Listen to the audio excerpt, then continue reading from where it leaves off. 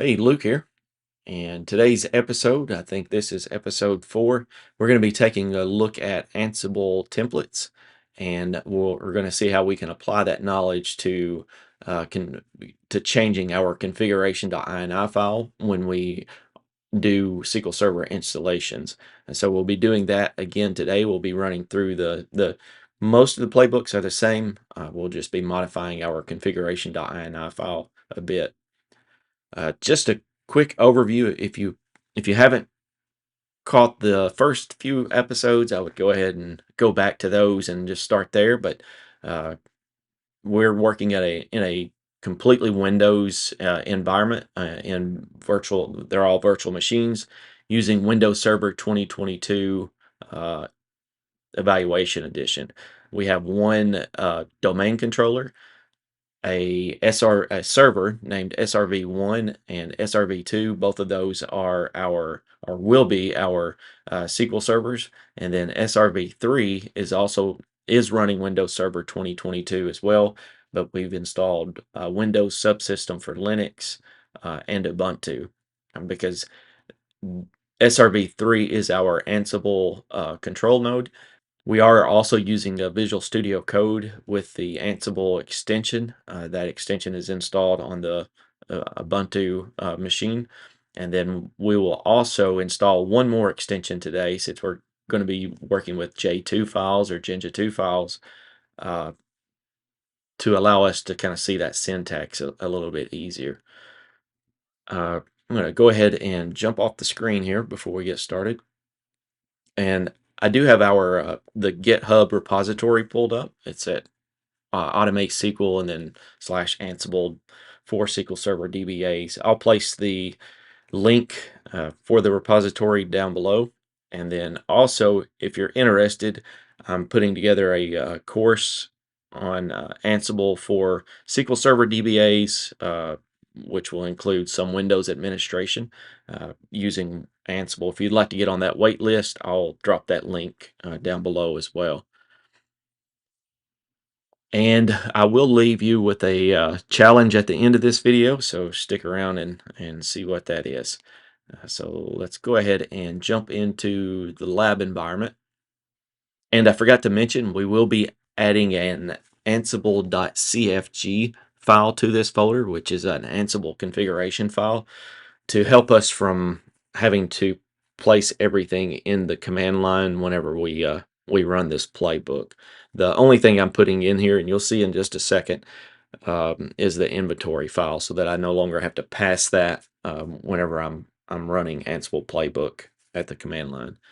You may be asking, what is an Ansible configuration file? So Ansible supports several sources for configuring its behavior, including an INI file named Ansible CFG. You could put environment variables, command line options, playbook keywords, and variables. And then to get more information on precedence rules and everything, you can jump into Ansible docs and hit this link. I would highly recommend a book called Ansible for DevOps if you want to get more into depth on Ansible only. That's by Jeff Geerling, and it's a great resource. I have it. If you buy it out on LeanPub, then he's keeping it up to date, and you get the updates that way. So be sure to check that out. The next thing we'll look at real quick is, you may not be familiar with the Jinja or what that is, coming from a Windows background. I wasn't either until I got started with Ansible way back in, I think it was around 2017, 2018. Here's another resource on Jinja2. If you want to learn more information about that, I will put the links. I'll put the link down in the description for the Ansible for DevOps books, and this this link here to learn more information about this template engine. And then back on the docs.ansible website, you can find a lot more information about the template module that we'll be using today. So let's go ahead and jump right in. I do need to reset my lab as I've been testing these scripts. So let me do that real quick. To do that, I'm using vagrant snapshot. restore, and then I'm going to go ahead and just restore SRV1, and then this is my snapshot name. This kind of resets everything back to the way it was prior to me adding those additional disks or formatting those additional disks and installing SQL Server. So we'll do this for SRV1 and SRV2 real quick. Kind of some of the joys about having everything virtual is we can rewind and then start again if we run into any problems.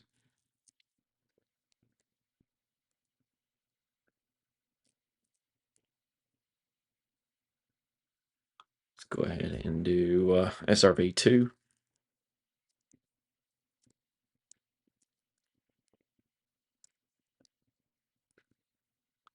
While that is occurring, I'm going to go ahead and log into SRV1 and just show you that SQL Server is not installed and the disks aren't there just yet. So jump into the File Explorer. Oops. Let's see. See, we only have the C drive and the D drive. And if we look, we don't have SQL Server installed. Looks like we have SRV2 that's now ready.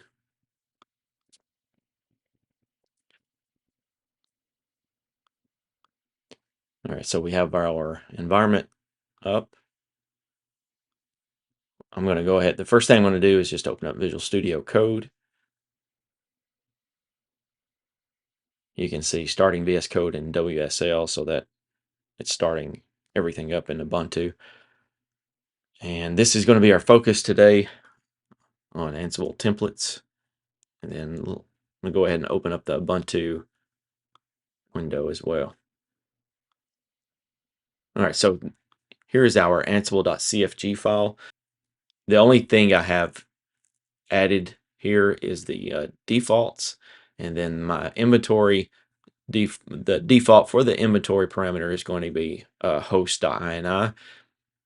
This is the same host.ini file we've used in previous episodes. Same information. We've got our SQL servers and then our variables for our connection information. We're going to be using WinRM. Next, we're going to look at this config 2022.j2 file. This right now it's basically the ini file. We haven't made any modifications. But what we're going to do today is we are going to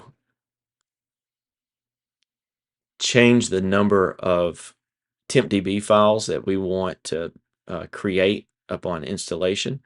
So we're going to, instead of having this 4 hard-coded here, we're going to go ahead and change that to an expression. And this is, again, going to be the dynamic expression, and then the Jinja2 engine will convert this to the parameter that we, or the value that we provide at runtime. So this is what we're going to use. And you can get a lot more advanced, but today's focus is just going to be starting out. You see that we don't really have any IntelliSense going on or anything once we add that into this Jinja2 file. Let's fix that. We do that by going over to extensions, and we can just do a quick search for Jinja2. And this Better Jinja is the one that I've been using. Go ahead and click install. And close that. Now you can see that we have some IntelliSense here. Change the colors, and then as you get more advanced with these expressions, then you can. This will be a lot of help. So that's the only thing that we're going to change in this file right now. Let's go ahead and save it.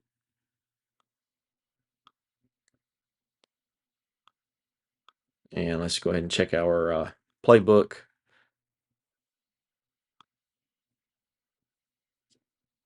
No changes in here. I have just renamed it so I can keep up with it a little bit different as we progress through these episodes.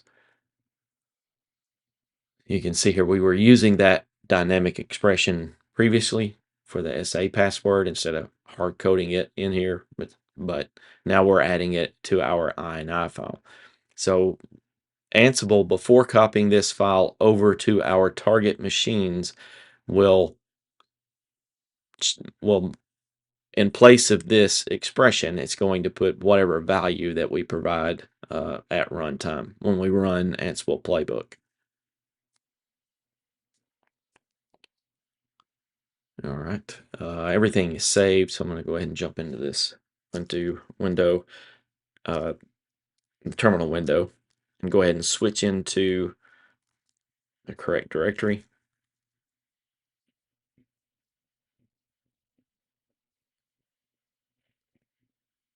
Go ahead and grab this command so that you don't have to listen to me typing. Or better yet, I don't enter in something incorrectly. All right, we have our command here. It's just Ansible playbook. We can actually get rid of this -i because now that we have that in our Ansible config file, Ansible will grab that from, we'll grab that inventory value from there and then run the playbook against the machines. So we're going to run Ansible playbook. The playbook name is playbook install SQL Server _ templates.yml. The user is my domain account. We're going to be presented or asked for the password. Extra vars is going to be, this is our new value that we're going to be providing. RL _ MS SQL tempdb file count equals 8. So when we're finished, we should see that tempdb has 8 files instead of 4. And then the SA password is this. I'll go ahead and run this. This usually in my environment usually takes around 6.5 minutes.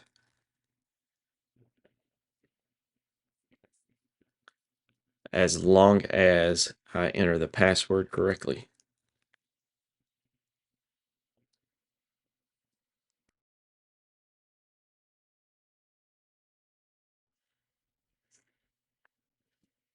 So we can see that Ansible's gathered facts on both SRV1 and 2. Now it's going to get the disk facts. It's going to go ahead and go through the partitioning and initializing and then formatting those disks. And then it will move on to the SQL Server installation.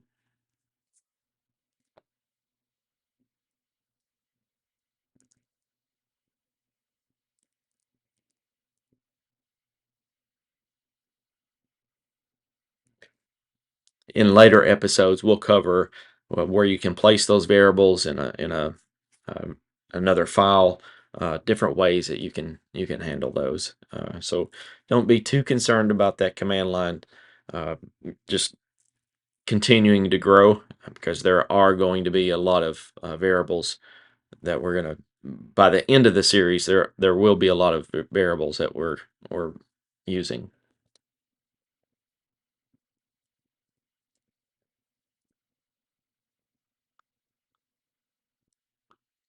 Here again, I'm not sure why Ubuntu on WSL is doing this, but whenever you see stopped, this run has actually went into the background. There's probably a setting that I'm not aware of that could be changed, but usually I'll just hit FG, which brings that job back to the foreground, and we can see that status continuing.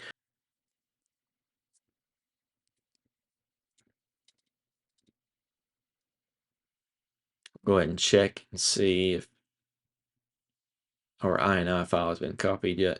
Hasn't. Still working on the ISO.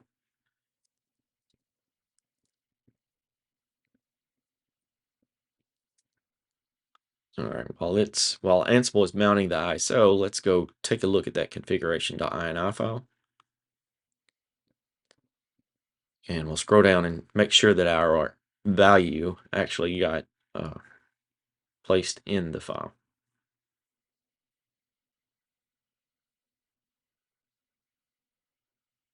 There we can See that SQL tempdb file count equals 8, which is correct. Same on SRV2.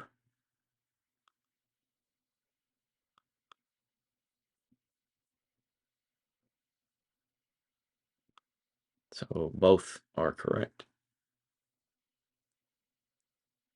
And then at the end, we'll actually jump into our tempdb drive and take a look and make sure it has 8 files.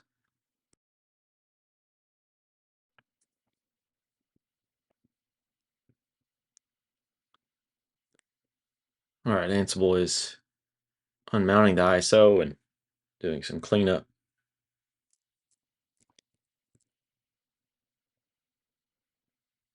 All right, completed. You can see the play recap here. Okay, 17 changed 11. Let's go look at SRV1. Make sure that SQL Server is installed. There it is. Let's see if it's running. Yep. Jump into the SQL data folder, and you can see that we do have 8 data files and our 1 log file.